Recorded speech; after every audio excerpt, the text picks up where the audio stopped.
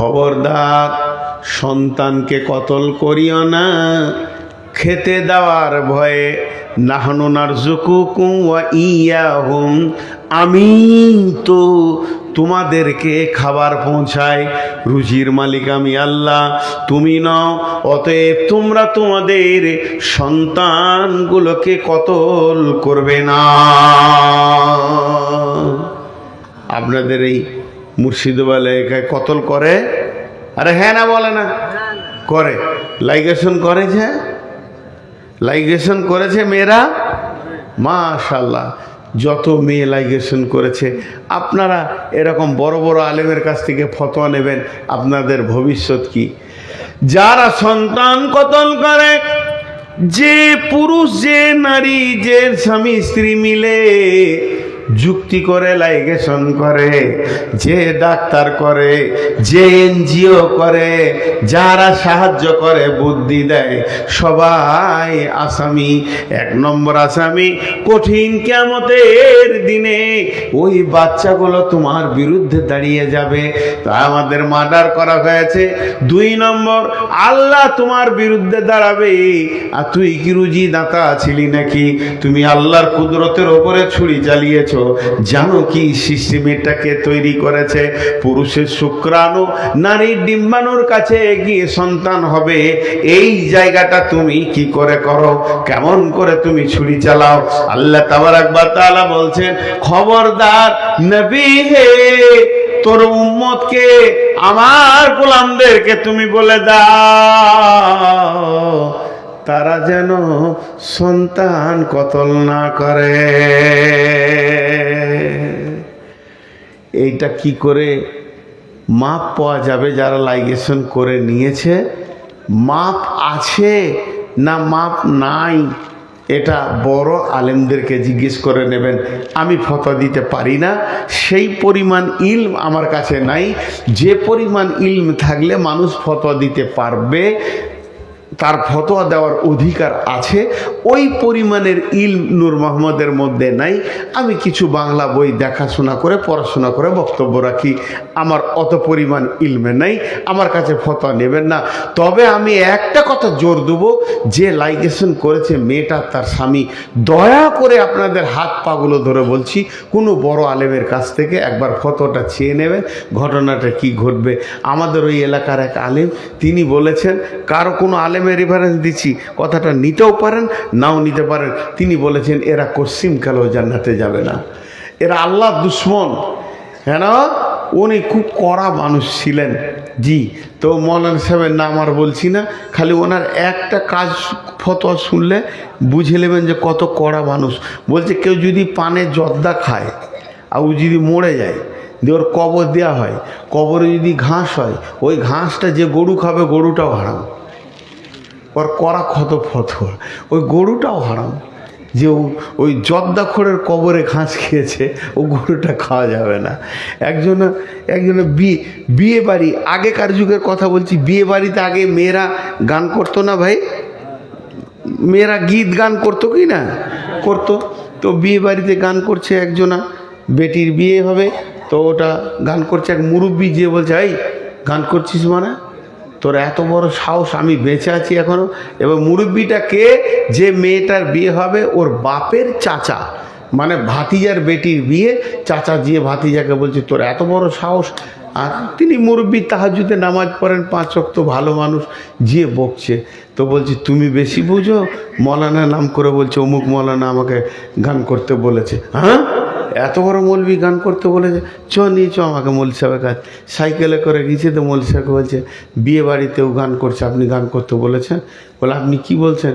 বলে না, তো আপনি কি নামাজ পড়েন? বলে হ্যাঁ আমি নামাজ পড়ি। তো কি হয়েছে, কি ফতোয়া? বলে বিয়েতে গান করা যাবে? আস্তাগফিরুল্লাহ কাবিরা গুনাহ, গান করা যায়? ঢোল বাজিয়ে এ তো গুনাহ হবে।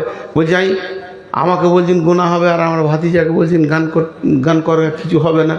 তখন বলছে হাই বলছে একটা মুখে দুটো কথা, আমার চাচাকে বলছেন যে গুনাহ হবে, আর আমাকে বলছেন যে তুই গান করগা। বলছে তোকে যে কালকে শুধাইলাম নামাজ পড়িস কিনা, তো বলি না। তো তোর আবার ফতোয়া কি আছে? যে নামাজ পড়ে না, ওর কোরআন হাদিস কোনো ফতোয়া নেই, যা পারবে করবে। ওরা করগা, তুই তো বেনামেজি, তুই গান কর, গান নাচ গান ড্যান্স দিগা, তোর সব জায়েজ আছে। তোর চাচা নামাজ পড়ে, ওর গুনাহ হবে। মুসলমানের জন্য না যায়, তোর মতো বেঈমানটা কি কোরআনের ফতোয়া লিবে রে? যা তো করা লোক, ওই করা লোকের ফতোয়া পেট কাটারা জান্নাতে যাবে না। এবার আমি ফতোয়া দিচ্ছি না, সব কথা ক্লিয়ার করে দিলাম। কারো কাছ থেকে নিয়ে রাস্তা থাকে তা বেছে নিয়েন, এটা হলো কাবিরা গুনাহ। আল্লাহ তাবারাক ওয়া তাআলা বললেন, তাহলে তিনটে বলা হলো, শিরকের মতো গুনাহ করো না, মা বাবার সঙ্গে ভালো ব্যবহার করো, আর খবরদার সন্তানকে কতল করো না। ওয়ালা তাকরাবুল ফাওয়াহিশা মা জাহারা মিনহা ওয়া মা বাতান, প্রকাশ্যে গোপনে ফাহেসা কাজের কাছে যেও না। ফাহেসা, ফাহেসা, ফাহেসা। একটা উদাহরণ দেবো। আপনি হাটে থেকে আসছেন, আর গোটা ব্যাগ ভর্তি হয়ে আছে সবজি হাটে থেকে। তো কোথায় গেছিলেন ভাই? হাট গেছিলাম। কি এলাম? হাট নিয়ে এলাম। আচ্ছা, ব্যাগে হাট আছে, পটল আছে, আলু আছে, পেঁয়াজ আছে, মরিচ আছে, ধনে আছে, আর কিছু কিছু আছে। সমষ্টির নাম হলো হাট বলে দিলেন, তা আমিও বুঝে নিলাম হ্যাঁ হাট আসছে। ঠিক ওই রকম ফাহেসা একটা কথা, এর ভিতরে চুরি, জেনা, মিথ্যা, মানে যত সাগিরা কিছু গুনাহ আছে, কাবিরা গুনাহ, সবটা মিলিয়ে ফাহেসা একটা ব্যাগের নাম। তা আল্লাহ তাবারাক ওয়া তাআলা বলছেন, যেখানে এই কাজগুলো হবে ওই কাছে তুমি যেও না। কাছে করো না বলেনি, তার মানে করতে পাবেন, রাস্তা দিয়ে দিলাম নাকি? হ্যাঁ, ওর কাছে যেও না। এক মৌলভী সাহেব মসজিদে বসে পেঁয়াজ খেয়েছে, তো একটা সাধারণ লোক এসে বলছে, মৌলভী সাহেব পেঁয়াজ খেয়েছেন, যে কাঁচা পেঁয়াজ মসজিদও খাওয়া যায় না। তো বলছে, খ্যাপা খেয়ে এসো না বলা আছে, খেয়েও না তো বলা নাই। তুমি কাঁচা পেঁয়াজ খেয়ে মসজিদে এসো না, এটা বলা আছে হাদিসে, মসজিদে খেও না এটা তো বলা নাই। তো আল্লাহ এখানে বলছেন, এই সব গুনাহগুলোর কাছে যেও না। করো না তো বলেনি, তাহলে করিয়ে যাও, জেনা করো, চুরি করো, জিনা, কাছে যেও না। ওয়ালা তাকরাবুল ফাওয়াহিশা মা জাহারা মিনহা ওয়া মা বাতান, প্রকাশ্যে হোক আর গোপনে হোক ফাহেসা কাজের কাছে যেও না। যেখানে চুরি চলছে যেও না, যেখানে বেশ্যাগিরি চলছে যেও না, যেখানে জুয়া চলছে যেও না, যেখানে সুদ চলছে যেও না, যেখানে মদ চলছে যেও না, লুচ্চাগিরি চলছে যেও না। খারাপ কাজের জায়গা যত আছে ওই জায়গায় তোমরা যেও না। তেমনি জেনে রেখেন, পৃথিবীতে কিছু শিরকের জায়গা আছে। অনেক মুসলমানের বাচ্চা হিন্দুদের পূজায় ঘুরে, সে নিয়ত করে আমি তো পূজা করি না, আমি মেলা তো ঘুরছি, যেও না। তাকরাবুল ফাওয়াহিশা, অনেক মনে করে আমি পাথর চাপড়ি যাই, আমি দাতা বাবা মানি না, শুধু মেলাটা দেখে এলাম কেমন, যেও না। জায়গাগুলো নিষিদ্ধ।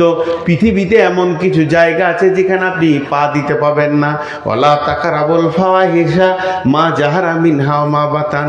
বন্ধুরে, এই কথা বলতে বলতে একজন বিখ্যাত আলেম বলেছেন, মুমিন কোনোদিন ব্যাংকে গিয়েও দাঁড়াবে না। ব্যাংকে প্রকাশ্যে সুদ চলে, লেনদেন চলে। আমি জিজ্ঞেস করলাম, হুজুর পৃথিবীতে এমন অবস্থা যাদের 2 পয়সা হয়েছে টাকাটা রাখবে কোথা, নাইলে যান চলে যাবে। বলছে, যদিও কোনো রকম ফতোয়া দেওয়া যাবে, একটা বই রাখো, আর যতক্ষণ সময় লাগবে যাও আর তাড়াতাড়ি পালিয়ে এসো, এইটুকু কোনো রকম বলা যেতে পারে। কারেন্ট অ্যাকাউন্ট করবে, কোনো সুদ হবে না। তবে ব্যাংকের পার্টিতেও পা না দেওয়া মুমিনের জন্য ভালো। তবে অনেক আলেম ফতোয়া দিচ্ছে, পরিস্থিতির কারণে ব্যাংকে যেতে হবে, সেখানে প্রকাশ্যে সুদের কারবার চলছে। অতএব বন্ধুরে, ওয়ালা তাকরাবুল ফাওয়াহিশা মা জাহারা মিনহা ওয়া মা বাতান, প্রকাশ্যে হোক, দিবালোকে হোক, রাতের আঁধারে হোক, গোপনে হোক, যেখানে জেনা ব্যভিচার যত কাবিরা গুনাহ চলছে, মুমিন তুমি ওই জায়গায় যাবে না। জি, তাস খেলে না, পাশে বসে আছে, খালি এমনি করে দেখছে।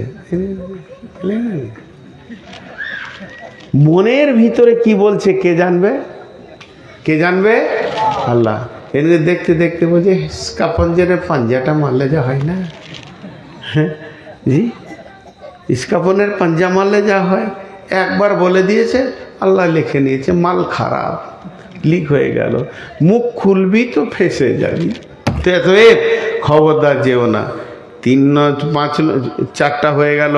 5 নম্বরে বলছে ওয়ালা তাকতুলু নাফসাল্লাতী ওয়ালা তাকতুলু নাফসাল্লাতী হারামাল্লাহু ইল্লা বিল হাক্কি, মানুষ হয়ে মানুষকে মার্ডার করবে না কোনদিন না, খবরদার না, কোনো কারণে মানুষ হয়ে মানুষকে মার্ডার করা যাবে না। ইল্লা বিল হাক্কি, হকের সঙ্গে মার্ডার করা যাবে। 3 জন মানুষকে মার্ডার করলে গুনাহ হবে না, 3 জন মানুষকে। কিন্তু আমাদের দেশে হুকুমত নাই, কোরআনের আইন নাই, তাই সৌদিতে চলছে, যদি কেউ বিয়ের পর জেনা করে তাকে রজম করে দাও, দুনিয়া থেকে পাথর ছুঁড়ে দুনিয়া থেকে ছাড়িয়ে দাও। আল্লাহ সকলকে মাফ করুন।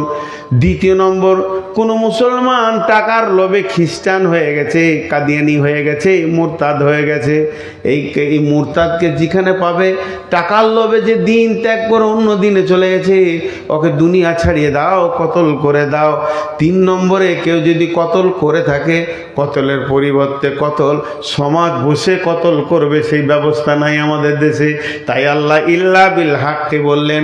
তাহলে 5টা বলা হয়ে গেল।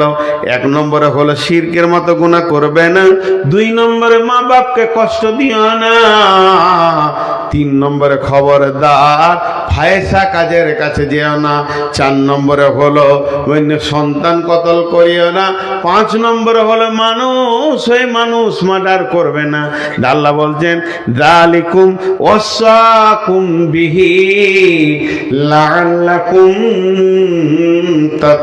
তাকিলুন, এগুলো আমি ওসিয়ত করলাম গোলাম রে, বান্দা রে, আমার মহব্বতের গোলাম বান্দা, আমার নিজের হাতে বাঁধানো আদম সন্তান, তোদেরকে আমি 5টা জিনিস এখন বলে দিলাম। এই 5টা জিনিসকে তুই নিজের জিন্দেগিতে বাস্তবায়ন করবি।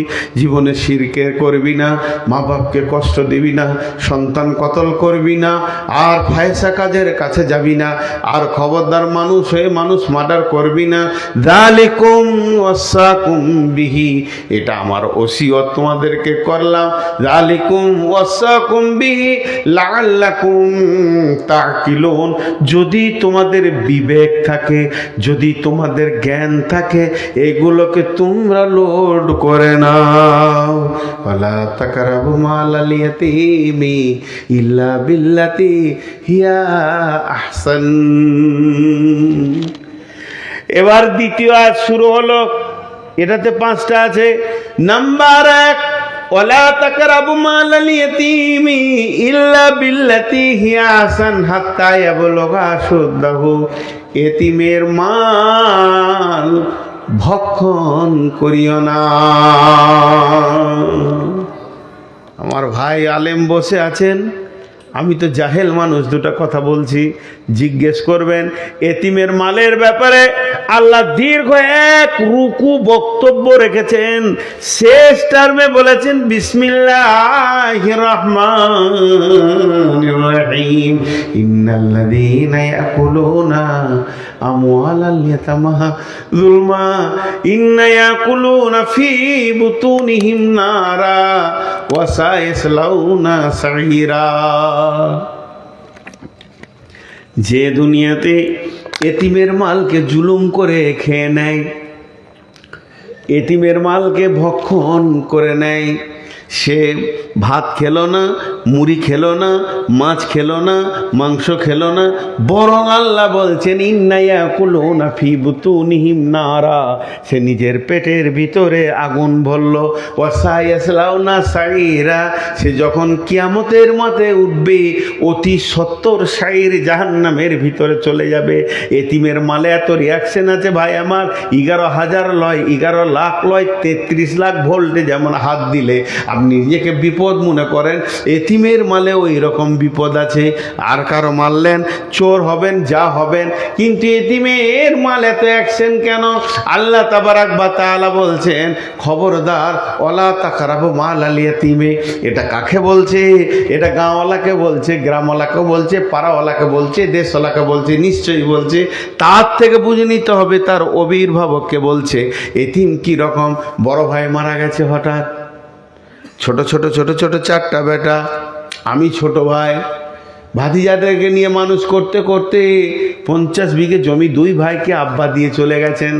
এরপরে ভাতিজাদেরকে যখন ভাগ দিচ্ছি তখন বলছি, বাটা তোর বাপ তো কিছু জমি বিক্রি করে ফেলেছে মিথ্যা করে, তোরা পাবি মোটামুটি 30 বিঘে, আমি পাবো 70 বিঘে। এতিমের মাল মেরে দিলে এরকম করে একটা।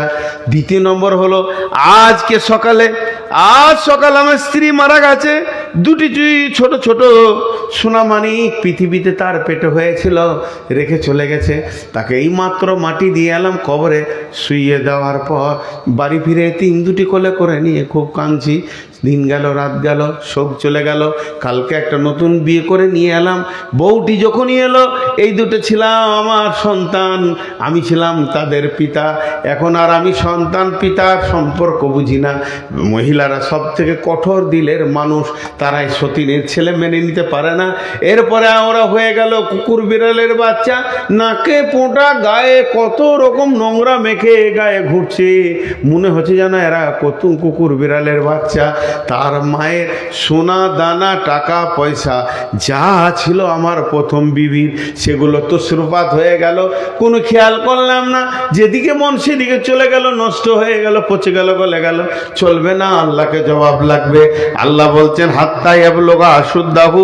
ওই 2টো এতিম যতদিন নিজের মাল কি আর মালের কি কেমন করে রক্ষা করতে হয়, ওইটা যতদিন না বুঝবে, ওদের মালকে তোমাকে রক্ষা করে রাখতে হবে। আমার প্রথম বিবির খাটে দ্বিতীয় বিবি শুতে পারে না, কারণ ওটা ফারাইজে চলে গেছে। আমার আছে, আমার এতিম বাচ্চাদের আছে। আমার প্রথম বিবির ড্রেসিং টেবিলে দ্বিতীয় বিবি মাথা চিরুনি করতে পারে না। তার সমস্ত মালগুলোকে এক জায়গায় জমা করে, টাকা সোনা সবকে আমাকে রাখওয়াল করে রাখতে হবে। কতদিন? হাত্তা ইয়াবলুগা আশুদ্দাহু।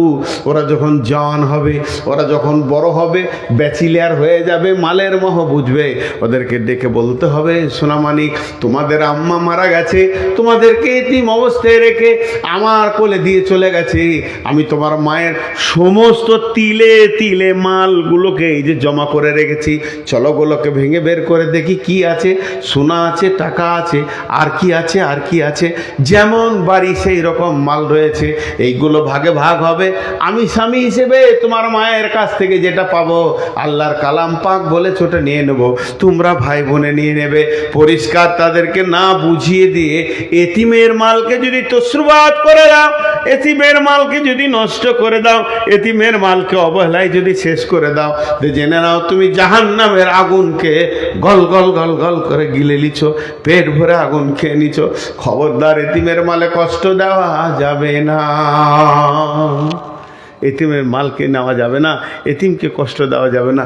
ইজি ভাই, আপনাদের এলাকায় দ্বিতীয় বিয়ে, প্রথম স্ত্রী মারা গেছে, এরকম আছে? অনেক আছে। দ্বিতীয় বিয়ে করতে পারে, এটার বিয়ে অনেকে হাসাহাসি করে, না করবেন না, তাহলে আপনি কোরআনের খেলাপ করছেন। কোরআন ওকে পারমিশন দিয়েছে, বউ থাকলেও দ্বিতীয় বিয়ে করতে পারবে, তা আপনি সেখানে বাধা দেবেন কেন? কিন্তু প্রথম ছেলে পক্ষের ছেলেগুলোকে আর দেখে না, এমন লোক আছে না? নাই? আছে, অনেক আছে। এতিম না হলে সে বুঝতে পারবে না যে পজিশনটা কোথায়। আলহামদুলিল্লাহ, আমার আব্বাকে আল্লাহ জান্নাত নসিব করুন, আমাদের কপালে ওঠে জুটেনি। আব্বা খুব কঠোর ছিলেন, প্রশাসন খুব কড়া ছিল। আমরা বিয়ে হওয়ার পর মার খেয়েছি বাপের, এত এত কঠোর ছিলেন। দুনিয়াবি ব্যাপারে নয়, আখেরাতের ব্যাপারে। আমরা ছোট ছিলাম তো কোনো দিন আমাদেরকে মা মারা গেছে এমনি মারেনি, নামাজ পড়েছি কিনা এর জন্য মেরেছে, রোজা লাগলি কিনা, দিনের ব্যাপারে খুব শাসন করেছে, দুনিয়ার ব্যাপারে লস করলো কিছু বলেনি।